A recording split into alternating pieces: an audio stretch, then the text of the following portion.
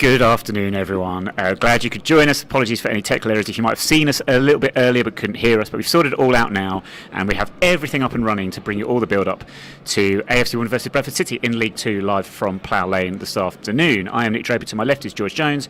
To my right, Matt Harwood. I said it properly this time. And Tom Large. We're going to get straight into the team news.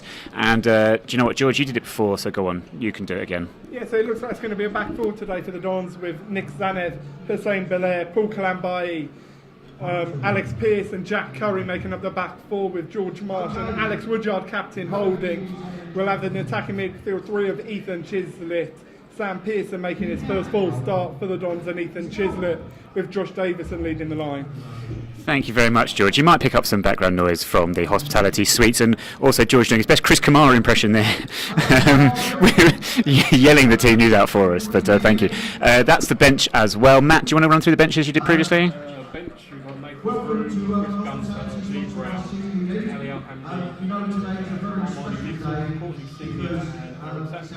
Thank you very much. So we were talking before, and I hope you guys can, I hope our mics will be able to pick us up well enough so you can hear us above the background noise, but we were talking about 4-2-3-1 to start with, new signing, Loney signing Sam Pearson, perhaps starting on the right of those three, and then other new signings, Armani Little and Al-Hamadi, also Al-Hamadi on the bench, perhaps coming on later. Tom, though, we've got three omissions from that squad. Was Zach Robinson, Nathan Young-Coombs and Ayub Assal. So obviously Assal is one who's been out for a couple of games. The club are obviously illness, so hopefully we'll get him back soon. Next couple of games, I think we are. Sutton was definitely a big point. We are a worse team without him. Kind of on the final man pushing that defensive back line, and then. Obviously, Zach Robinson's omission's quite an interesting one. Maybe now we've got bolstered our attacking options. Are we going to send him back to Dundee? I think they'd like him back. As he has played for us, he can only go back to Dundee or stay with us. Or can you get a permanent transfer? He can't. No, he can't because he's only played for. You can only play for three clubs in a season. But Scotland is different, though, maybe or not? No, it's only three clubs in a season in FIFA affiliated, I think. Oh, cool. So he can play one more then. Yeah, he can have one more. Cool. I was incorrect. And then obviously, but that's the loans as well, so we can't go on loan somewhere else. Yeah. Okay. And then Nathan Young-Coombs, probably match fitness, I'd imagine. I think he's been slightly below where he wants to be. Again, I don't know the man, so he might not be, but that's just my view from it. But yeah, hopefully we'll see him back soon as well, because obviously he is a very talented player, as we saw Crawley away last year. It was last year. We're 2023 now. First home game of 2023. Comes around quickly, doesn't it? So Matt, we were just quickly before we go on to the Bradford team line, we were talking before as well, back for Alex Pearce and Paul Kalambai as a new pairing, and be interested to see how they get on together, as opposed to being in the three that they previously were in. Well, you've got the physicality which PK brings, and you've got the experience of Pearce. So realistically, the two together should work. Sometimes there's a question over mistakes that can occur, and if they've got a little bit of pacing behind. But I think, as we showed, especially I think against Sutton, they can give as much as they get. So I think it's not going to be as rough and tumble, shall we say? But I think it will certainly be an interesting contest. Tom, you've got the Bradford team I do news indeed. there. It's interesting because they've got a couple of new additions. One in particular I know you'll mention, but also it's Andy Cook is their top scorer, who again starts on the bench today. So he hasn't been starting recently, which is interesting because he caused us problems earlier in the season. Yeah. I reckon they're trying to keep hold of him, stop him scoring goals, still getting teams. For Bradford, you've got Harry Lewis, Brad Halliday, Matty Platt, Richie Smallwood, Jamie Walker, Alex Gilead, Matty Folds, Verdane Oliver, who obviously we've been linked with and wanted in previous transfer windows, Ramoni Gricklow, Abo Isa, and then obviously the man you alluded to, Dara Costello, who joins from Burnley on loan yesterday. He's got championship experience. He started 3 games this year, so I think he'll be a bit of a threat, especially with, as we mentioned, a slower Pearce in that back two. Obviously, centre-back pairing. But hopefully Kalambai can kind of pick him up and help with that. And obviously the bench you mentioned, having Andy Cook off the bench, I think that's an option anyone in this division would like to have. Not a bad bench. Doyle in goal, Songo, Sutton, Chapman, Pereira and Neves as well. Thierry Neves signed from West Ham on loan, so plenty of Premier League experience on loan. And we saw Thierry Neves at Plough Lane recently with Newport County, and Dion Pereira as well on the bench alone from Luton Town. So always good quality players coming from Kenilworth Road there. We mentioned Verdane Oliver. I believe he scored against us in the first fixture at Valley Parade earlier in the season. We drew 2-2. And I believe we have got the goals lined up, but we might have some background noise with them at the same time. I do apologise if that's interfering, but here we go. 24th of September. And we were very unlucky not to come away with all 3 points here.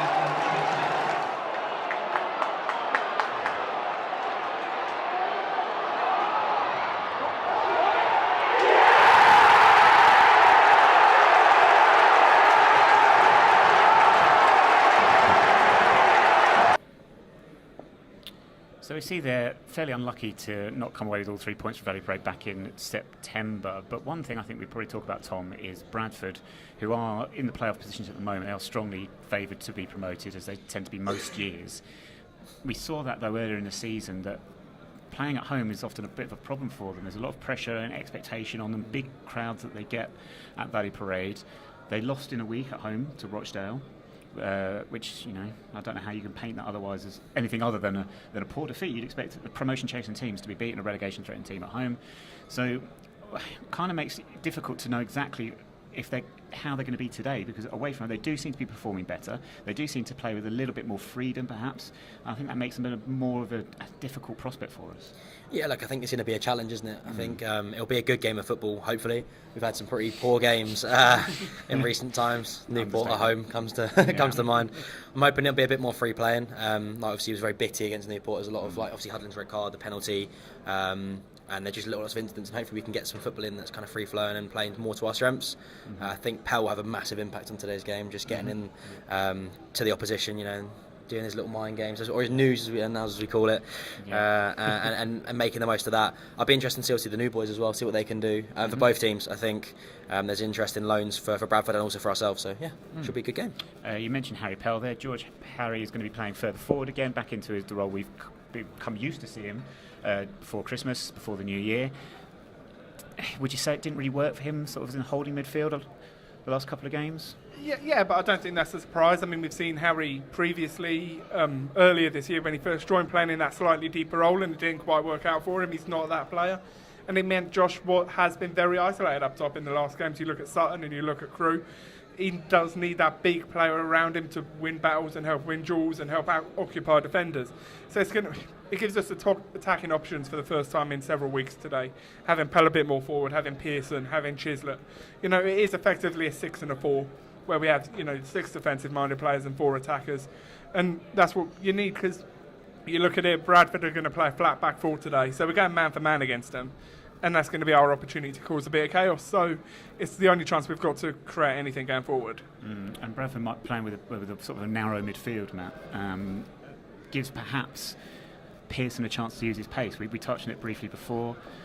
That's what we want from him, really, do we? We want an old-fashioned winger, getting ready, hugging the touchline, pace, getting balls in the box. Absolutely, going at the man, taking the player on. That's exactly what we need. A bit of raw pace. Then you've got Chislett, who will hopefully do his magic as usual if we get any free kicks, even though we've now got someone in on loan who also looks like a free kick specialist, so there may be a tussle if he comes on, and there are only free kicks in the vicinity of the box, but at the moment it's for Chislett. So I just think if we're going to the 4-2-3-1, I think that's suited us better.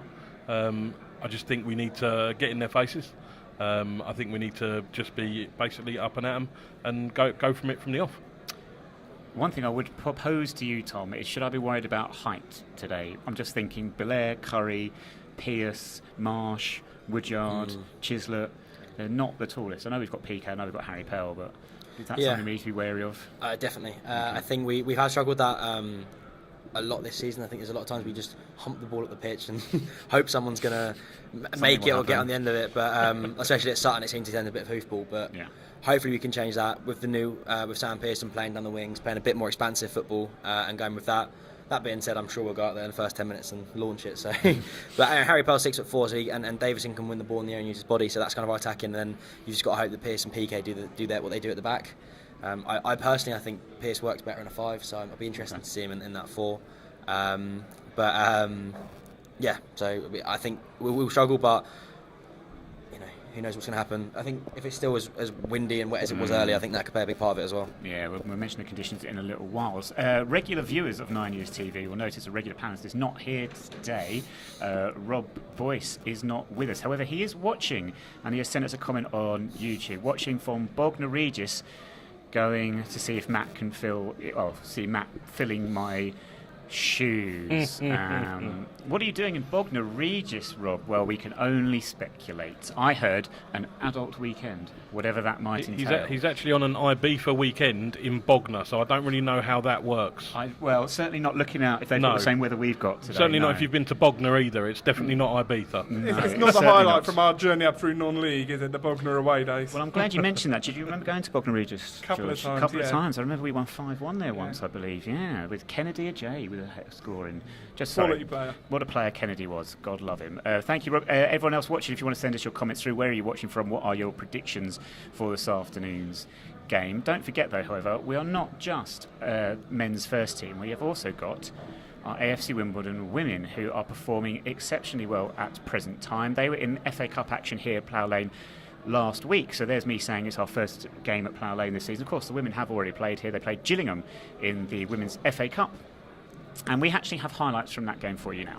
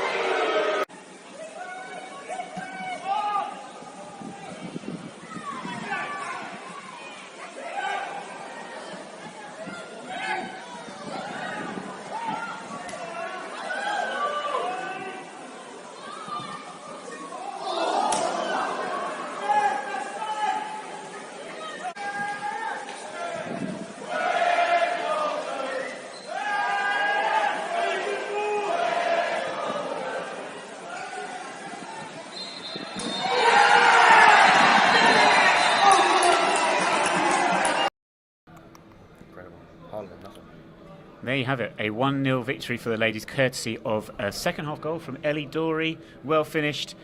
Maybe the defender was a bit hesitant, maybe being harsh. But George, a great victory. Charlton, I believe, in the next round, the week after next. Yeah, so it's been an absolutely incredible run. I mean, that was the third round, so we're now into the fourth round of the Vitality Women's FA Cup, which is an incredible achievement. We've beaten 2 teams from higher divisions to get this far. But, obviously we beat Billericay at Carshalton and then beating Gillingham at Plough Lane last weekend.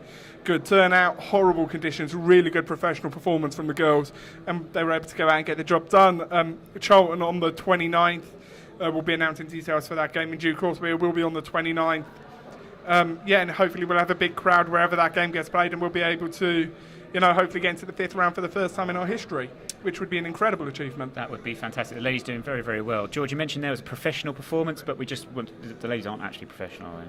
No, they're not full time at all. No, Charlton, who we're playing in the next round, are full time. So it's going to be a massive step up and a massive test in a couple of weeks. But I'm sure they'll raise their game and we'll be up for it. Absolutely. Well, thank you very much, George. Thank you for your input there from the ladies. We are going to get back with the women's team, I should say. I do apologise. We are now going to look back at today's game. So we are hosting Bradford City this afternoon. We're going to quickly remind ourselves of the team lineup. So we're going to start up with the Bradford side, as we can see there. Tom talked us through before, and we've mentioned there Dara Coelho is the one we're most interested in. New loanee signing from Burnley, 19 years of age. So that's their threats, we think. And then looking back at our lineup, and Stu has put a nice little graphic together with mugshots of all the players and how we expect them to line up. And it's, as we were describing, really, wasn't it? With 4-2-3-1, George Marsh and Alex Woodyard holding midfield and Harry Pelpish further up. And a debut for young, we're going to call him like they always used to say, young Lee Sharp. Young Lee Sharp was 35 and he was still young Lee Sharp. Young Sam Pearson. Hello, Stu. I was just going to say that the graphic for Sam Pearson, unfortunately, was taken from not a great picture, so I do blame Chris Thorpe. No, I'm joking. It's not a great picture. He's in a wrong kit and stuff like that. But what's wrong with that kit? We didn't call him young. What do we call Little? Young Little? We've got Armani Little. We'll just call the him Italian stallion. They'll all be young. He's a young Little. You've got to use his first name because it's Armani. Yeah, Armani. Yeah, exactly. Suits him, doesn't it? We've gone up in the world now. We've gone up in the world. We That's good over if it was editor. we wear Gucci and we play Armani. Stu has joined us. You've noticed George has not suddenly aged dramatically in the course of 30 seconds. Stuart Deacons now joins us to our left, and we spoke about young Armani Little. Here he is. Here's some stats about him. Where's he joined us from? He's joined us from Forest Green Rovers, isn't he, Stu? Correct. Previously at Torquay United in the National League last season. Scored a lot of goals, got a lot of goals and assists at National League level, Matt. But he did. Seems he's had his best spell of his career so far at Torquay. Attacking midfielder, likes to create, happy to shoot from outside the box, and a free kick specialist. So seems exactly what we needed, something to add a little bit more creativity. He starts on the bench today. We've got 2 other new signings that have joined the squad this week. One of them will start, and that is Sam Pearson. As we say, he's come from Bristol City on loan. He is rocking what I call the Isaac Yankum haircut. So those of you wrestling fans out there will know what I'm talking about. But yeah, again, 21 years of age, but quite tall as well. So that's actually promising from my point earlier. There you go, I didn't realise it's an extra height. And he's Welsh. And unfortunately he is Welsh. We won't hold that against him, though. Obviously, he must know Chris Gunter. Yeah. He must know him. He must know him. All the Welsh know each other, obviously. But we've said very excited prospect. He will start today. And then the third and final one, and before we discuss Ali, our new signing from Wycombe Wanderers, wasn't he? He's joined from. We've got a big hello to all our new followers from Iraq. And we see a number of you commenting on the video. Great to have you here. Great to have you involved. Ali, obviously born in Iraq. He moved over to England at the age of 1.5, I believe, over to Liverpool. Hence the sort of Scouse connection that you've seen on our social media this week, announcing his arrival. We heard knockings about this potential move, Tom, for a little while before it was confirmed. But again, another promising addition, and quite tall again. But absolutely, as noticed, he's 6'1", and like I said earlier, lacking height. We've now got that. We've now got height. Ignore me. But no, I think it'd be good to have. Wycombe didn't seem particularly happy they'd lost him, which is always a good sign. I think when a player goes, if a club and their fan base are kind of very respectful of them and kind of sad to see them go. Also a 2.5-year deal, which we kind of in previous times have kind of avoided doing that, I feel like. So it's nice to see us kind of committing youth to the future. If he's really good, we can sell him on for hopefully a big amount of money. They were that unhappy with him going. There's actually a video from Gareth Ainsworth having to talk about it. Yeah, I saw that. Which I thought was really interesting. Do you know what I was confused about was that he signed, because I'm a bit sad, I looked at what contract he signed before, so he was out of contract. He signed an 18-month contract. But then they said they had a vested interest in it. Yeah. So I can only assume because of his age, he maybe qualifies as, that under a certain age you can get a tribunal or something like that. I can only think now, because he's out of contract, then George might be able to save him. He wasn't out of contract. He had 6 months left. Wikipedia lies. Wikipedia Don't does trust lie. Wikipedia. Other online encyclopedias are available, possibly. But still, I think that we're all quite enthusiastic about him joining as well, and dropping down from League One to join us. Promised perhaps 2.5 years, Stu. We spoke about this on the podcast this week, which you can listen to, 9yrsPodcast.org. And we talked about our finances and squad and how we're going about financing the squad. And perhaps one of the things is making sure we've got young players on long-term contracts, even like Tom says, 2.5 years, with a view perhaps potentially being able to move them on for a decent amount of money. Yeah, I think you got it. Like when we got Jack Rodoni had a year left in his contract. Basal, I think he's got probably 18 months left in his contract, and we put him on a 3-year deal. So it's really important. Of course, the problem you got, and we said on the podcast, is that if you do it all the time, you can get stung. And nothing against. I've got his name now, but Crawley, Kwesi Appiah. We gave him a 3-year deal, and unfortunately he was injured, so that stings you. So there are pros and cons to it, aren't there? But I think with someone, what is he, 20, 21? 20, I think. Yeah. I think, hey, look, from what I see, I think we've got more than a chance for sell-on value, and that's the way we've got. Kevin Maguire's done the. Was it Kevin or Kieran? You were right first time. Mr. Maguire's done the price of football and looked at the losses we had. So the way we're going to cover those losses is by sell-on value for players, and so it's a sensible move. Kevin Maguire, of course, AFC Wimbledon fan, that actually from Sunderland. He's a confused? Daily Mirror columnist. Yeah, he's sort of Sunderland, but now he's a Wimbledon fan. That's quite a trend in these parts. But yeah, right. Where else can we look? Where are we going to look to? Next, we're going to look at form, I think, coming into today's game. Is this Bradford's last 5, Stu? And as we said, we referenced it earlier, that a disappointing midweek defeat at home to Rochdale. Actually, it's 3 defeats in the last 5. It's 4 in the last 6 in the league. They've not won away from home since November, where they actually won at Gander Green Lane, of all places. So they're not in the best of form at the moment. A good win against Salford, though, that's always a difficult one. But Carlisle, Leyton Orient, actually, when you look at it, Carlisle, tough game. Orient, league leaders, look pretty much like they're already up. Beating Orient isn't for everyone. The Rochdale one, obviously, is... Yeah, it's quite tight down the bottom as well. Rochdale, Colchester starting to move out of it. Not you look at the bottom, to be fair. John Menks were now mid-table, isn't it? It's nice to be 16 points off the drop. You're not looking down anymore, Tom. You're looking around me now, thinking this is nice. I'm not scared to lose. But do you know what? It's the home pressure, isn't it? It's the pressure at home. Rochdale, nothing to lose. Bradford fans will naturally get on top of their players and stuff like that. Rochdale have got the Henderson effect back, haven't they? He's about 50 years old, isn't he? I know, but didn't he score both of their goals?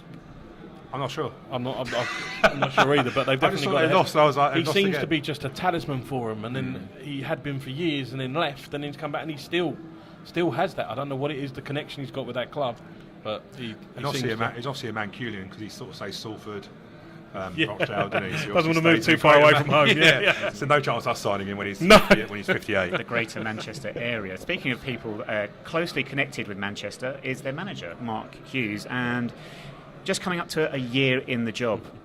Joined in February last year, Bradford. They were struggling a little bit, and he stabilised them. But the pressure really is on them to get promoted, as we've mentioned before, as Stu's mentioned just there.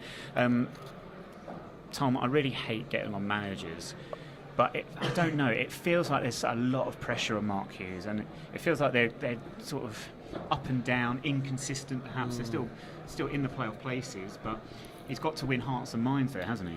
I think someone of Mark Hughes' stature coming into a League Two club, it says a lot about the pull that club has, and I think he's going to come in and people are going to expect him to win every game he's in charge of, because he is Mark Hughes, a man. He's Championship regularly, I'd say, really, from before he went to Bradford, and I mean he's currently at averaging a better win percentages than his career, obviously 42% to 38. So hopefully you continue that for them. Hopefully not today, not today, for the rest of the season for him. But I think it's hard when you're a manager of a higher reputation, because you're expected to do a lot more than maybe is capable with a team. Yeah, might be seeing that somewhere close to Wimbledon right now in the Premier League, but we won't mention them at the moment. Matt, Mark Hughes is ably assisted by our former manager, who's making his first journey to Plough Lane today, which is Glyn Hodges.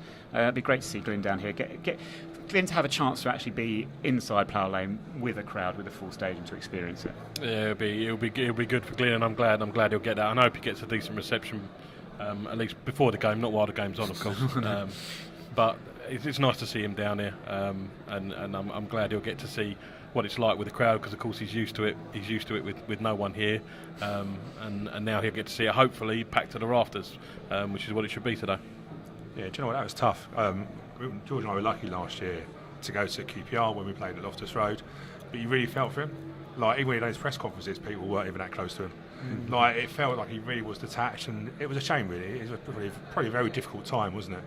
I was just going to say, Mark Hughes, like, ridiculous amount of games, 645 games, and not at this level. The only thing that worries me about Mark Hughes is he's used to going to Plough Lane and winning, unfortunately. So let's hope that stops today. Yeah, he talked fondly about Plough Lane as well, didn't he? Yeah. Oh, I can imagine Mark Hughes, knowing the type of player he was, he would have absolutely loved. He would have been one of those players that came down to Plough Lane, absolutely loved it. He was really up for it. Suited him, I'd imagine. Yeah. He was such a good player. I mean, again, Welsh, but that's all right. But no, he was such a good player. Scored all sorts of goals. Real proper striker. I was a big fan of his back in his playing days. We've looked at Bradford's last five. We've got our last five. We've got our next five, Stu. What have we got? We've got our last five. So we'll have a look at our last five. There we go, on the screen. Sorry. Crew, what a game that was. Crew. Oh yeah, we actually do have highlights from the Crew game right now. Done. That was it. Yeah, there we go. That's all you needed to see from Gresty Road on Saturday. There was literally nothing to see. Bit worried though. Lee Brown on the bench today, so maybe he picked up a knock through his altercation at the end of that one. Maybe, who knows? I will not let that go. But we'll move on quickly now. So that is our form. And actually, when you look at it, I mean, one of those games doesn't count because it was in the B Team Trophy, so it's fine. In the Papa John's Trophy, sorry, the Plymouth defeat on penalties. In the league, though, it's one win in four. We had Newport on Boxing Day to draw the disappointing defeat, 2-1 at Sutton, Stu. I switched off. To be fair, after 1-0, I switched off. The thing is, two of the goals were at the other end from where we were, so Stu couldn't see them. That doesn't count. So it was just 1-0. But then we're back to clean sheet, back to keeping a clean sheet at Crew, which we needed to do after conceding at Colchester and Newport. Just to jump in, a bit of Nick Zanev propaganda. We have got a lot of clean sheets this season, and I think a lot of that was owed to Riley Towler and Paul Callenby's partnership. So it'll be interesting to see today if we can carry that on. If Pearce and PK can kind of pick up that form that PK had next to Towler. Obviously, Riley Towler departed to join Portsmouth on a permanent. For the fees that are rumoured, I'd like us to have tried to be in with him, but I imagine wages talk a lot more than the initial fee. He's a talented player. Portsmouth have got a player on their hands, but hopefully we can see Pearce or Nightingale step up into that left centre back or right centre back role and thrive. But yeah, I just wanted to comment on that. Mm-hmm. No, absolutely agree with you. To be fair though, do you know what? A lot of our wins were built on a solid defence. Yeah, no, exactly. We stayed. I remember we said we stayed in games when we needed to. It's interesting because I think we've gone from 3 at Crew to I think we've gone to 2 today, haven't we? I think it's really interesting. I think it's unfair to say Pearce is slow. He's older. Yeah. I don't think he was ever quick in his younger days. Do you know what I mean? But I think today it's probably about how Alex Woodyard and George Marsh getting that midfield to stop the balls coming in. I think that's why we packed our midfield, because against Sutton we just seemed to be a bit lost. There seemed to be so much in the middle, and it was just no one seemed to have to stamp their authority on the game. Sutton played very well. I've put my hands up. I'm not going to just be biased when they played a good game. They overran us in midfield. So hopefully packing that midfield today, kind of getting that, and we can control the midfield, and then hopefully get Davison, Pearson and Chislett kind of involved in the attack. And that's going to have to be our game plan, is just winning that midfield battle and then falling back onto what is a relatively unchanged back line. Obviously changing when you're centre back is kind of like ripping the heart out of it, but hopefully the other 4 of that back 5 should be able to kind of help Pearce back into that and ease into the way they play as a back 4. Has your dad forgiven me yet for managing to get him a ticket to Sutton? No, he hasn't actually. No. So And managed to get Tom's dad a ticket to Sutton at the very last minute as out of spare, and as we exchanged Yes. the ticket, he did say, he might not be thanking me for that later, as it proved to be the case. Anyway, he told me it was the worst Christmas present I bought him. So. And you can't get a refund. Yeah, exactly. Can't take it back. Guarantee. There's some beating there as well. So. Yeah, fair enough. Well, we won't delve into Tom's domestic matters at this moment, but this is our next 5. Is it really our next 5? That is a tough run. Okay, so Newport away, always a difficult place to go. I'm not going to make any further comment on Newport as a place to go to. Then we host Warsaw, making the trip over from Poland, Stockport County. Then we travel to Leyton Orient, and then we host Carlisle United. So 3 out of 5 of those at home, but all very, very difficult games. You've got Walsall, who have really done well this season. Stockport 14th currently, but have got the squad and got the investment that they will be expecting to make a run for the playoffs. Leyton Orient been fantastic all season, and Carlisle, who have done really well up in 4th, still under. No, they're not. Keith Curle's left now. What am I talking about? But yeah, have done really, really well up in 4th and beat us earlier in the season. So in fact, we're looking to exact some revenge on our visitors next month, aren't we? Warsaw, Stockport and Carlisle all beat us in the opening fixtures earlier in the season. You know what? When you look at it like that, that's a tough 5 games. Tough run. Like, I'm looking Back saying it again, like we did looking in the last year. Well, look, in Newport, close. The game's close together. I thought Newport were decent down here. Walsall beat us comfortably, didn't they? 3-1 at their place. Stockport 14th. Yeah, I think they're spending the window, aren't they? Do you know what I mean? Yeah. And then Leyton Orient double. We can get our first. No, not our first double. Have we got our first double? Colchester. Yeah, Colchester. Yeah. Of course. And then Carlisle. Yeah, but Leyton Orient will be gunning for us. Yeah, they'll be a different team, I gunning think. for Pele. Because he wound them I'm up. sure he'll have his chronic. studs on probably this time. Oh, I know. Standing up on that. That's tough. Can we get rid of that spike? I'll tell you what though, Gunning for Pele sounds like a great name of a film or a Harold Pinter play. Gunning for Pele. Viewers, keep sending us comments through. Any predictions? We'll see if we've got any predictions coming through for the scoreline today. Just while Spike looks through those, just going to mention we talked about centre halves and centre half pairings. Will Nightingale, of course, got injured the last time we played Bradford, but he seems to be on his way back. He is back training with the squad in New Malden, and just want to welcome, and I've got to say this name so carefully, I'd like to welcome Deanne Goring as our new physio to the club. So welcome, Deanne, and hopefully you won't be that busy. Hopefully you won't have much to do when Will gets back in the squad.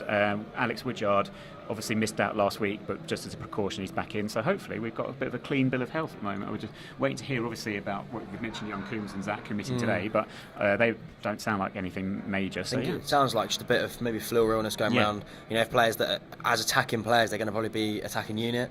One of them stands next to a cough or something, you know what I mean, spreads. And they're all like that. So hopefully we wish them back to full fitness, because we'd like to see them back out on the pitch, because all 3 of them are quite good players. I did notice in the programme, so when our previous Tim Maynard, he had a full page of injuries, and Deanne has managed to condense it, and actually the picture on the page 11 is bigger than the actual text. Yeah. So either she's just gone there not injured, or we've just abbreviated. But I remember reading that, and I think one time it came over 2 pages. No, yeah, it did. It's like the treatment table is heavy. So unless she's just, she's abbreviated. But yeah, welcome. Yeah, there you go. So let's get to some, very quickly before we sign off and do our final predictions, some quick comments. So we have got from Pat Hayes. Hello, Pat. 2-1 to the Dons. And also another 2-1 from, and I can't make out the name, SPM in Sweden. Thank you very much for joining us, SPM. We wonder what that abbreviation is for. Please let us know. Well, it could be anything. I was just thinking I was going to try and make something up. But well, yeah, I was thinking it sounds like a sort of like an IKEA or something. Robbie Jack, didn't he used to be on Soccer AM? Anyway, 2-1 today, or 2-2, can see there being goals. I hope so. We love goals. I don't think there is. Oh, I can't do a 0-0 again. I think it's going to be tight. I think it's like a 1-0. I don't think we've got loads of goals in us. Every time we predict goals, it ends up 0-0. Well, yeah, but if you think about it, since the new year, we've only scored 1 at Sutton. Really? We didn't score anything. I know it's only 2 games, so it's a bit of a small stat. Yeah. But I don't think we look for the goals at the moment. Do you know, somebody agrees with you, Salim Asal. We wonder if that's a relation. Said, no Asal, no results. Well, there will be a result, but, we just... Unless it's called off as the tannoy. Unless it's abandoned, yeah. The tannoy breaks again, yeah. Warthogs on the pitch, anything, who knows. But hopefully the game will be played to a conclusion. But Salim, they're not rating our chances without a U. Matt, what do you think is the scoreline prediction for this afternoon? I was going to go with a 2-2. but I'm going to go with a 3-2 to us, and I'll go even further to say that one of the substitutes will come on and score the third. Oh, that's Which bold. one? That's quite a bold shout. Al Hamadi. I was going to say, what one? Al Hamadi. Al Hamadi. Ali Al Hamadi. Cool. Tom? Ooh, I think I go 2-0 every week, so I'm going to 2-0 again. To who? To us? Yeah, to us. At one point, it's going to come right. Yeah, Yeah, just keep doing it. Keep doing it. Well, they're saying that. You know, I've still noticed. I think Blackburn, although they're playing now, I'm not sure how they're getting on. They were losing last time I checked. They've still not drawn a league game this season. So anyone like me who just predicts a draw every week, fuming. come on. Same as Cameron. Barry will win or lose. I think I've drawn 2 games all Wow, season. it's strange, isn't it? Wow. Yeah, it's a fair way of doing it because you only get 1 point for a Well, draw. this, don't you do only get 1 point Exactly, for a yeah, draw. so- I'd probably take that today, Stu. And you think that's what's going to happen? Yeah, 1-1. 1-1. I think we 1-1. Okay, all right. Do you know what? Just to 8-0. mix it up, I just maybe it's just a miserable 1-0 defeat today with a miserable wind. Just going to to mix it spoil up, the game. I'll just go for a defeat. Well, because none of us have predicted a defeat, so do you know what? At least then we can say, as predicted on 9yrsTV, and then we're going to be right, whatever happens. Very true. I Yeah. just can't predict a defeat because it sort of feels like you're going out there expecting to lose. Yeah, I'm not expecting to. I'm just saying that's what I think could happen. Yeah. I think, do you know what, I think they're probably better away from home than they are at home. It's the Yeah. expectation, isn't it? Like that. But we've just got to get a win, haven't we? Do you know what I mean? It's I haven't got to get a win, but we've got to start climbing. There's so little gap between us and 7th still. Yeah. So promotion's still on, playoffs are still on. Window's going to be interesting. To use a football cliche, the middle of the table seems to be somewhat concertinaed, with lots of teams within touching distance of each other. There's only about a 4-point gap between the playoffs and about 16th, I think. So there we go. Well, we're going to make our way now, find our place in the stadium. If you are following us from abroad, you can watch this game this afternoon on iFollow. Visit afcwimbledon.co.uk to see how you can do that. Obviously, follow updates. If you can't watch the game or listen to it on Radio WDON, you can follow on Twitter at AFC Wimbledon and at 9yrs Podcast as well. Matt, Tom, Stu, thank you very much for joining me. George, joining us earlier, thank you very much. And Spike for directing behind the camera and what has not been the easiest afternoon for you, so thank you very much. We've made it through. We'll be back after the game about, 10 past, 5, with reaction to what happens today and all the other results from League 2. But for now, thank you for joining us, and we will speak